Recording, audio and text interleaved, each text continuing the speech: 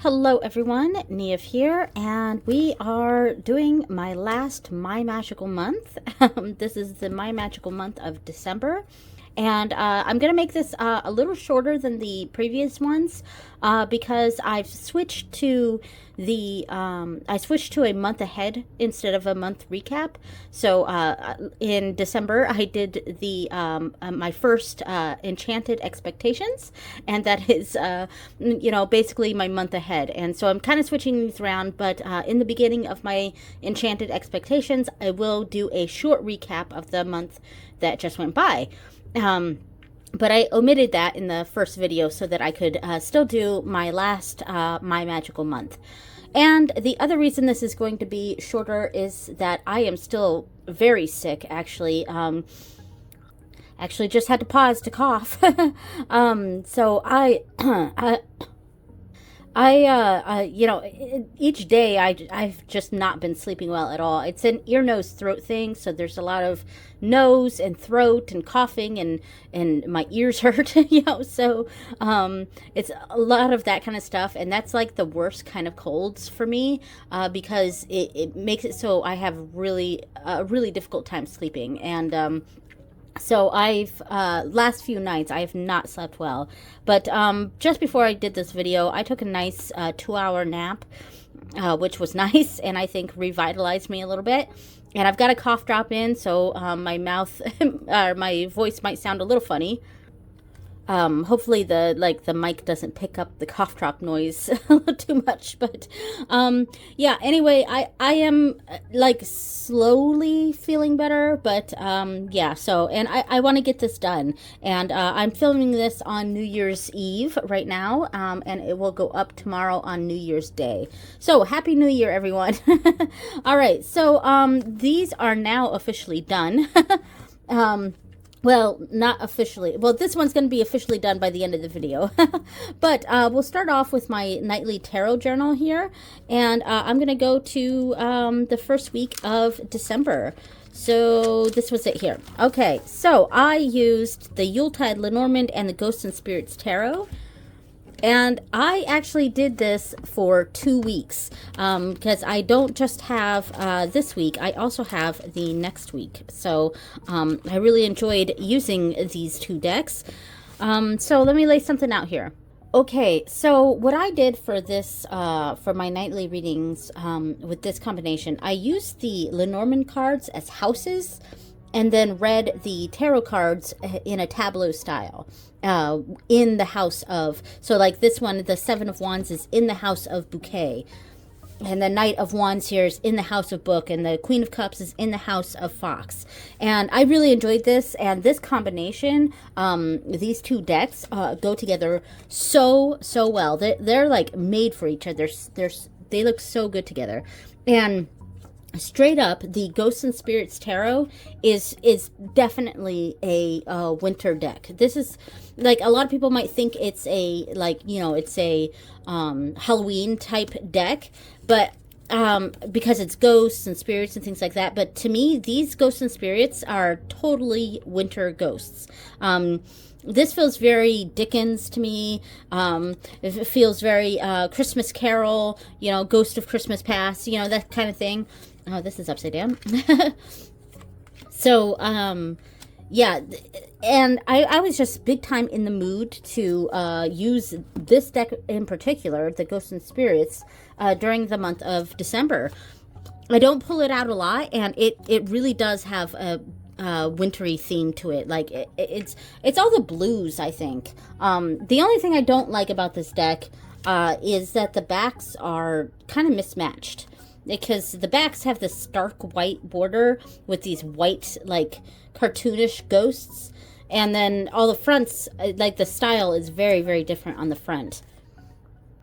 But in general, I really love this deck, and I love and the guidebook gives, like, just enough, like, little bit of a story stuff. Like, this is the perfect amount to me. Like, the Two of Pentacles, it says what the story is right here, or what the person depicted in the card is, and then a brief description about that story, and then a little short divinatory meaning. And to me, that's perfect. excellent little white book here. So yeah, this is a lovely, lovely combination. And it just, you know, I loved it so much that I had to do it 2 weeks in a row. So yeah, I'm pretty happy with this. All right, so before I put this away, I did also use this combination in this layout with my full moon in Gemini reading here. I don't have the reading here written down, but I wrote it in the notes in the back. So at some point, maybe I'll transfer it, which means I probably will not. But it is in my book. I just haven't, I didn't have this page decorated when I did the reading. So yeah, so, and I did this with the Hindu deity Kamadeva. So the center, the center part, the 6 card reading was basically, what does Kamadeva want to, what lesson does Kamadeva have for me this month, that sort of thing. And then I believe this was what am I leaving behind, and what am I embracing for the month ahead. And yeah, and I really enjoyed this little layout here, and I think I'm going to be using this sort of layout in the future, not necessarily these prompts for the positions, but yeah, I really like this sort of layout with the 6 card Lenormand reading and 2 tarot cards on either side. So yeah. So the next week, I did almost this whole week. I missed one day, but I did almost this whole week. So I did Wisdom of the Kaliak and the Intuitive Night Goddess Tarot.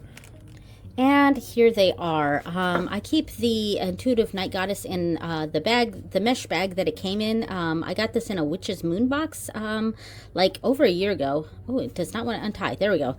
And I keep it with the stone that it came with. I think it's a snowflake obsidian, maybe, perhaps. I'm not sure. But it kind of matched the deck itself. And so I keep it with that. And the Wisdom of the Kaliak currently still is held in the bag that it came in as well. So the Intuitive Night Goddess is a deck that I find to be very wintry because of all this. I think it's supposed to be stars, but it really looks like snow. And I don't think I'm the first person to say that. I think a lot of people think the same thing. It feels very snowy. And so to me, this is a very wintry deck.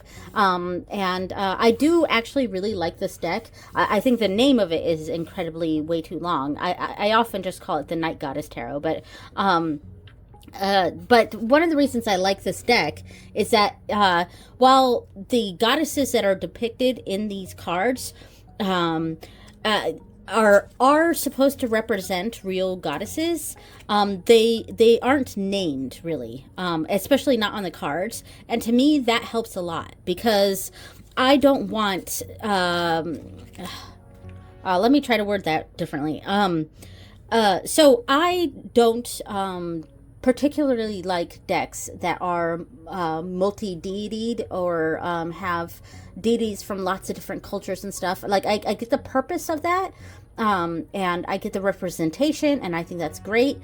But the way that I connect with deity, I don't like. I would feel like I am using the presence of a deity that I have no connection to for a magical working or for spiritual, like my own personal spiritual development or etc. You know, and for me, that is not something I'm comfortable with. So I like to work with deity decks if I'm actively working with the deities represented in the decks. I hope that made sense.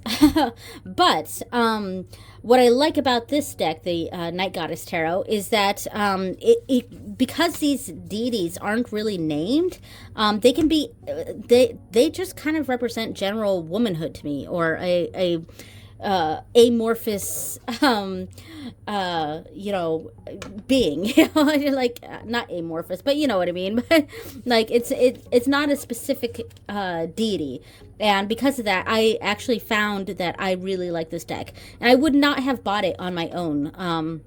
So I'm glad it came in a subscription box because I actually really do very much like this deck, and it's kind of pippy, and I read it kind of pippy. But yeah, and I really liked it with the Wisdom of the Kalyak, and I kind of viewed these the women in this card as cards as extensions of the Kalyak, so that helped a lot, and the colors go really well. In general, I thought this was a lovely, lovely combination, and these cards, these two decks just really sang to each other, I think. Ooh, that's nice. First Fruits with Nine of Pentacles here, and Awakening. So one of the things I don't like is all the renaming, just because it gets confusing for me, and that's I have that problem with most decks that are do the renaming thing. I just find a hard time remembering because I have so many decks that it's hard to remember which cards mean what. All right, well, I think I've yapped about this enough. I keep having to pause to cough. So there we go. This was a really great combination, and I feel very connected with on Kalyak lately, and so I want to utilize her energy more in the coming months, actually. So not just in winter months. All right. So the final week of the year, I did every single day, and I'm so proud of myself. And the final week ended on the 28th. Yeah, so the 29th, 30th, and 31st are actually in the next book. So this was the last week of the year. Really excited about that. So I used the Endless Oracle and the Everyday Witch Tarot. All right. Okay, so this is the layout I did with these decks. So the Endless Oracle is meant to be read like, it's not called a panorama. It's called, I forget the name of it. If I remember during editing, I'll put it up on screen. But when every card connects to every other card, instead of every card connecting in a row, you can mix any combination of cards and they connect. So that's what the Endless Oracle is, and it's kind of a bit of a storytelling type of deck. Sorry about my throat here. So I kind of laid out 3 cards to represent kind of the story of the next day, and then the connecting cards down here. So the one tarot card connects these two things. What is the bridge that connects these? And that's kind of how I was reading this week. So this was a good combination, I think. I'm just going to lay it down a few more here. I'm not going to spend too long on this because I am starting to really cough. I'm having to pause a lot. So, yeah. So, but in general, I thought this combination was really fun. I don't often use the Everyday Witch, but it is a good workhorse type of deck, and I do enjoy it. It's just, you know, when you have so many other decks, some of them kind of get lost in the shuffle. So it's not a deck I pull out a lot. And the same is true for the Endless Oracle. I really liked it when I first got it in, but I just hadn't really, you know, done any sort of study with it to figure out what these cards mean to me, you know. Okay, so, but yeah, I mean, I really enjoy it. I like the concept of it, and I am going to hurry this up now. So, on to my main spiritual journal. Let's see. Last time we were looking through this one, by the way, so it is, after this video, this one's going to be retired. I never ended up putting the spreads that I was going to put in this section. I never put those in there. And all of these, I never did the other side of the page, the other decoration. But yeah, I mean, that kind of stuff, just, if I don't do it right away, it's not ever going to happen. But, you know, all of the moon readings were, I love all the decorations that I did on these. Really nice. So this is the page that we are on. And I already discussed this one because this was the full moon in Gemini with Kamadeva, with the ghosts and spirits, and the Yuletide Lenormand. All right, and then again, I did the same thing where I wrote my actual interpretation in the notes in the back because I hadn't decorated this page yet. But this was the 3rd quarter moon in Virgo, and it was actually a travel protection spell. And I decided to use my Sacred Sites Tarot for this one. So my daughter went on a cruise, a European cruise, with my mom and my brother and my sister, and my middle daughter and I did a travel protection spell for them, and they're still alive, so I guess it worked. But they did have other troubles on their vacation, so maybe we should have focused a bit more on limiting troubles instead of making sure they're safe. But safety seemed like the most important thing. So our spell focused on their safety while they traveled overseas. Ooh.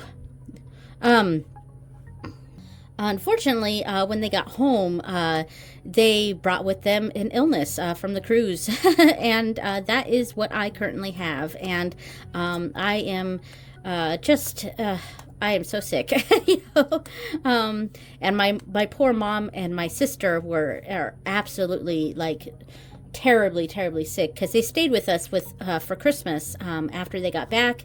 They were pretty much asleep most of the time, and they were way sicker than I am now. So I felt really bad for them, and it kind of sucked. We didn't get to visit more. Honestly, December has just kind of been a shit month. I hate to say that, but it really has been. It's kind of been a crappy month for us. Christmas Day was really nice, and there were other things that were great, and they did have a lot of fun on their European cruise. They went to Spain, France, Italy, and Tunisia. They're alive, so the protection spell must have worked. And my 3-card reading for the Sacred Sites Tarot, which I love this deck by the way, but I wish I scanned all the cards because I think I'm going to make my own little copy of it that has all the names of the locations on each of the cards, because I think I would prefer that. And also this cardstock is that really old Llewellyn, or is it Llewellyn or Los Scarabeo? I can't remember. It is Los Scarabeo. This is Los Scarabeo. It's that really old cardstock because I've had this deck for ages, and so it's super, super thin. So I want to make a different version of this on better cardstock with the titles of the locations. So, yeah. And the spread I did was just a simple energy obstacle advice sort of thing, kind of what Lisa Papez does. That kind of worked. So, and I was trying to keep it simple since my daughter was there with me, and I didn't want to have an elaborate spread. So there we go. So that was that week, or that moon reading. So the final moon reading of the year. This because I didn't do the last one. There was a first quarter moon on I don't remember when, but it was well, I probably have it in the months here. So there was first quarter moon on the 27th, and this was when I was full blown sick, so I didn't do it. But the last moon reading I did was the new moon in Sagittarius with Lord Shiva and on Morrigan. So the decks that I used for that, I used 3 decks actually. So I used my Morrigan Oracle cards, I used the Golden Universal Tarot, and I used the Nocturna Oracle. Let me lay out what I did. Okay, so I don't think I can get all of it in the frame here. I zoomed out a bit, but I still don't think I can get it all in here. But this was basically the layout that I did. I did 3 rows of 3. So the first line was my message from on Morrigan, using the Morrigan Oracle, of course. The bottom line was, the middle line was the message from Lord Shiva. And then the bottom line was how to blend. Oh, no, I was correct. This was Shiva, this was Morrigan, and this was how to blend the two together. So that makes sense. And I laid it out like that. So, and then I also kind of worked around after I read them as this is the Morrigan's message, this is Shiva's message, and this was how to blend them together. I then read this like it was a 9-card box, and I did the whole past, present, future kind of deal and all of that. And I really liked it. It was fun using 3 different decks to read that tableau style. And I think this combination went together really well, especially all the black really went well together. And it had a very latter part of the year kind of vibe to it. You know, I do not use the Nocturna Oracle very often. And honestly, it's a little too dark. It's just a little too hard to see the cards. It shows up brighter on camera. And that's the same deal with the Taylor Britton's decks, the Arcane series. Those are also really, really dark. And so these are actually quite difficult to see in person, even with good eyesight. Because like the bat is pretty dark in person. Yeah, so there's a lot of these that are just very, very dark to see, but I do like it, and the titles are interesting. A Scorpion card is really dark in person, and so is the Kiwi. That one's probably one of the darkest ones. But anyway, so that's the what I did for the new moon. Okay, so we're gonna finish this off by doing the last of the tarot tournament. So really excited about this. I have not put in my latest deck acquisitions because those were the decks I got for Christmas. So I'm gonna share them in. I think the next video is going to be my Yule gifts video. And then I'm also having a video sometime this month going over all the decks that I got in 2025. So there we go. All right. So the tarot tournament. So I don't think it's any surprise. I think my favorite deck that I used this month was the Ghosts and Spirits Tarot. So Ghosts and Spirits Tarot. And so that brings me between the Grimalkin and the Ghosts and Spirits. And that's actually a pretty tough decision. Because both of those decks are very seasonal for me. The Grimalkin I pretty much only use in the summer. And the Ghosts and Spirits I pretty much only use in the winter. So, but if I had to choose between the two, I'm going to go with Seniority, and I'm going to go with Ghosts and Spirits because I have more of a bond with it. I've had it for a longer amount of time. So, Ghosts, trying to write underneath the camera, sorry. Ghosts and Spirits Tarot. This was written really sloppily because I was trying to get underneath the camera. All right, so now it's between the Rain Shadow Tarot and the Ghosts and Spirits. And I think in this case, I'm going to give it to the Rain Shadow. Even though I've had Ghosts and Spirits longer, I'm going to give it to Rain Shadow. Rain Shadow Tarot. All right, so now we are with my top 3 of the year. The Zelda Tarot, Morgan Greer, and the Rain Shadow Tarot. And honestly, it's no competition for me. I am going for the Zelda Tarot. And I will be using the Zelda Tarot again in January. So I have that planned for, I think the second week of January, I have the Zelda Tarot planned. So that is my winner. That is my favorite tarot deck of the year. And now the Oracle. I am also going to give this to the Yuletide Lenormand. So Yuletide Lenormand. I used both of those decks a lot this month. So yeah. So that brings it between the Yuletide Lenormand and the Morgan Oracle cards. The Morgan Oracle cards. I'm going to have to...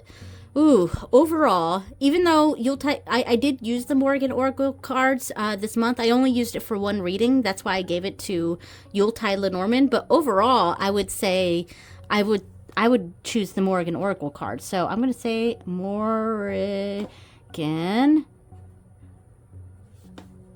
Oracle cards. Okay.